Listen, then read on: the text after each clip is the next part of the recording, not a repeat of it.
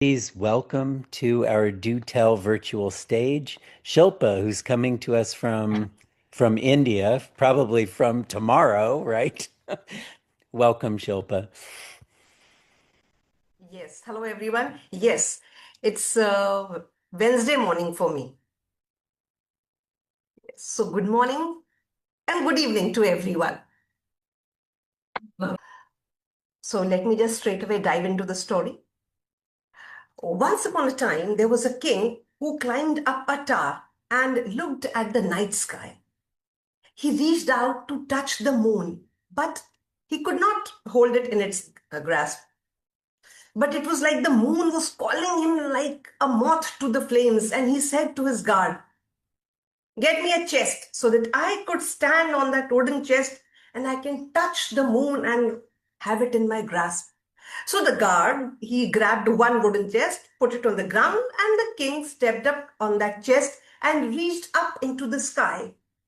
But the moon was not within his reach. So again he called out his guards. "Guards, guards, I want you to get me another chest and put it on the top of that chest so that I can have the moon in my grasp."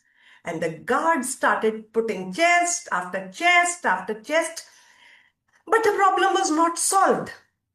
They started going from village to village, marching down, taking out doors and windows and making chests and stacking them on the top of one another, making it like a stairway to the heaven.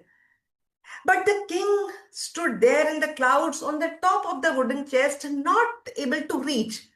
So the guards brought more chest and more chest and more chest. Now the king said, "Cut down all the trees and make chest and bring it to me.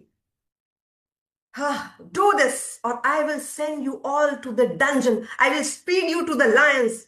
Off with your heads." So they went and they started to cut down the trees all over the world. Now you see the trees. The trees are just like people. They come in many shapes and colors. There were redwoods, white pines, yellow birch, silver maple, and just like parents, they provided food and shelter. But they were off.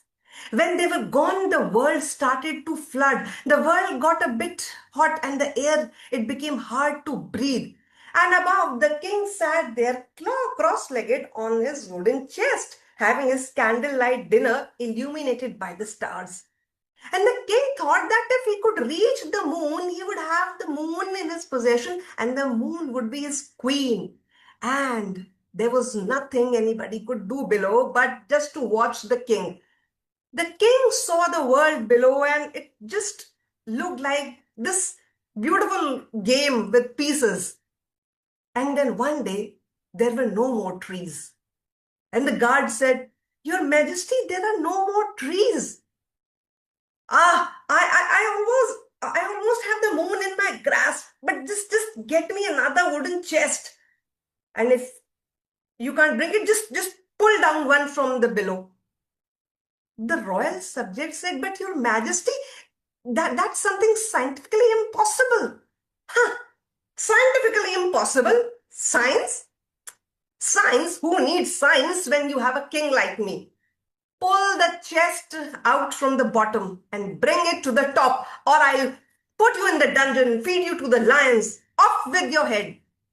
And at that moment, it was like the moon was smiling, the stars were twinkling, and it was almost as if the universe was laughing when they heard this request.